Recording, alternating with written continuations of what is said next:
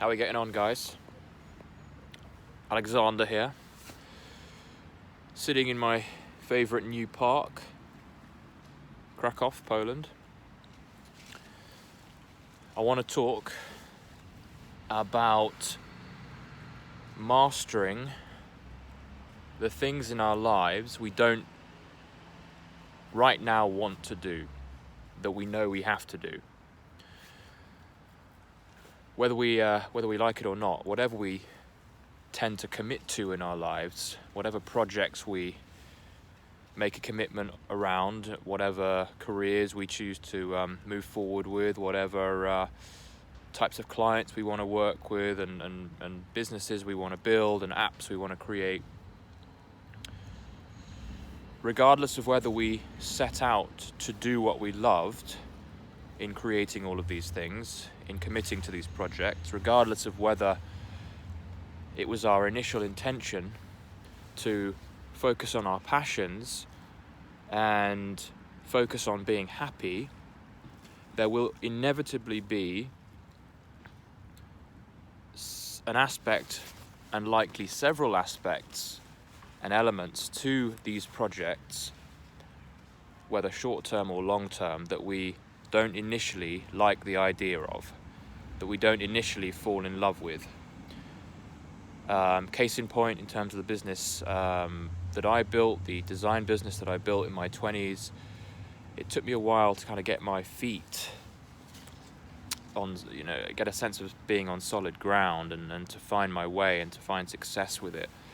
And certainly the client generation aspect of the business, I loved to create art, I loved to sketch, I loved to make the artwork and the graphics. That was easy for me. That was fun. That was me sitting behind a screen, not needing to talk to anyone, being able to sort of live out my shyness away from human beings until I had to interact with the next person. So the element of having to go out there and be seen, promote, sell, and interact with other people was the frightening part, was the scary part, was the bit that I didn't initially enjoy. But of course, in order to be a good illustrator and to not have my business fizzle out and ultimately not end up doing what I would have loved to be doing, which was illustration, I needed to embrace those aspects of the business that I didn't enjoy. What really turned my life around in so many aspects, life, business, whatever it is, was realizing that the things, well, first of all, was accepting that there will always be elements of what we do that we don't enjoy. Initially, that's the key word, initially.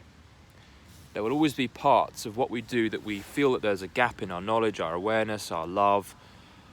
Usually when we lack skills in something, there's a corresponding lack of passion and enthusiasm for what it is. If we don't know what to do, then of course we're going to lack enthusiasm for it. If we don't know how to reach out to new clients, of course it's going to feel icky and dodgy and weird, and you're going to feel like, all right, because I don't know how to do things, I'm going to have to manipulate people into working with me, which doesn't feel very enlivening and empowering. So there's always going to be parts of our business, parts of the projects, and you can probably think of a few right now, that is putting you off embracing the full package of what you do. No matter what it is, it's going to be something you don't like.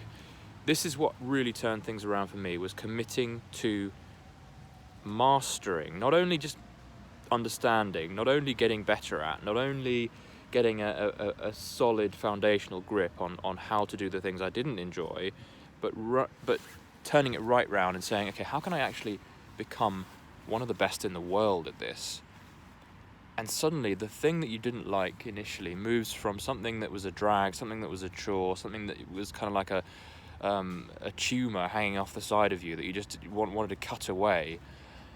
Instead of seeing it like that, suddenly this thing became a thing to pour everything into. It became an opportunity. It becomes an opportunity. It becomes something that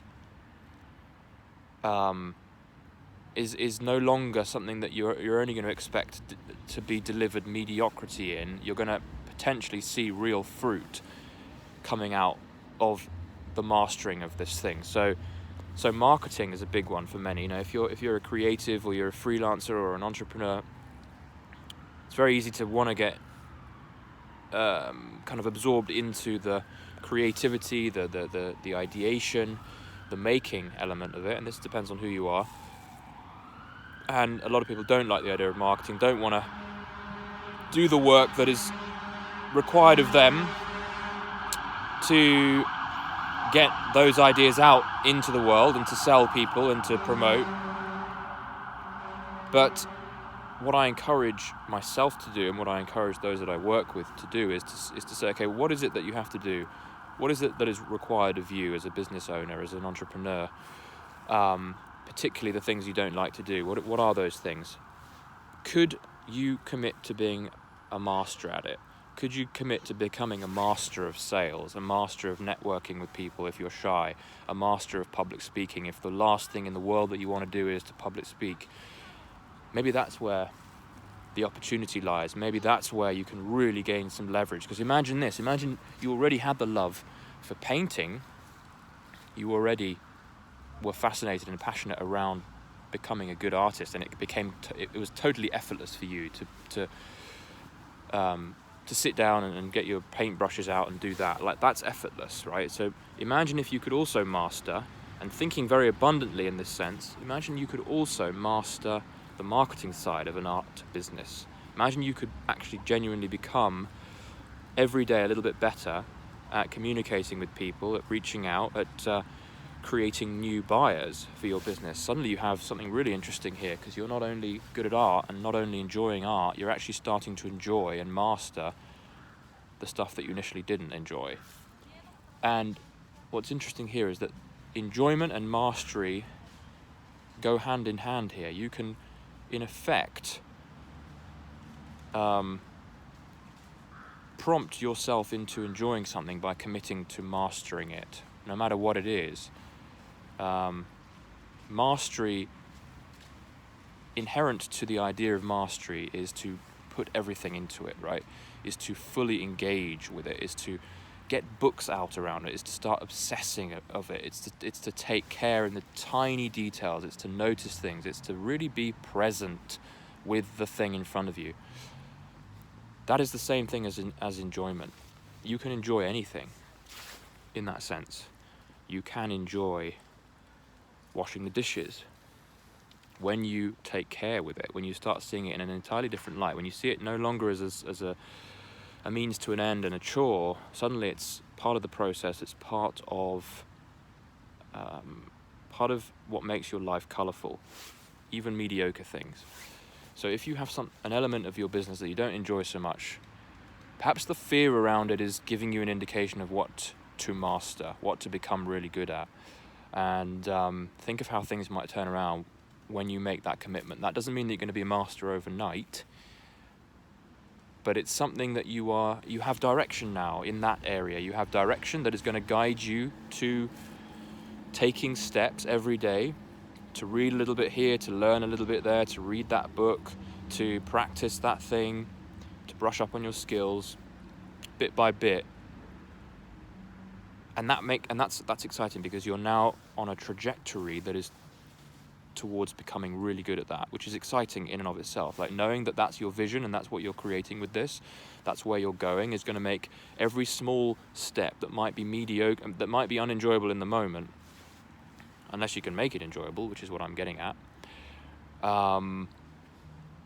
You'll get there. You'll find it much more enlivening and motivating to do it. So in this sense, by committing to mastery and committing to really honing your craft in things that you don't like, of course you want to be honing your craft and developing mastery in the other stuff too, you can theoretically start enjoying all aspects of your business. So, something to think about, something to contemplate. Where could you apply mastery in your life that right now you're looking at something, you don't like it, you don't want to do it, you hate the idea of it? That's opportunity right there, fella. That's opportunity for mastering it. Get some books out on that thing you hate. Start becoming obsessed with it. Start becoming really good. See how that changes things for you. Do subscribe if you enjoy this kind of thing. I'll be sharing daily videos, so make sure that you're hooked in. Do share this with your friends if you think that they could benefit, and do like this video if it made sense to you. I'll see you in the next video.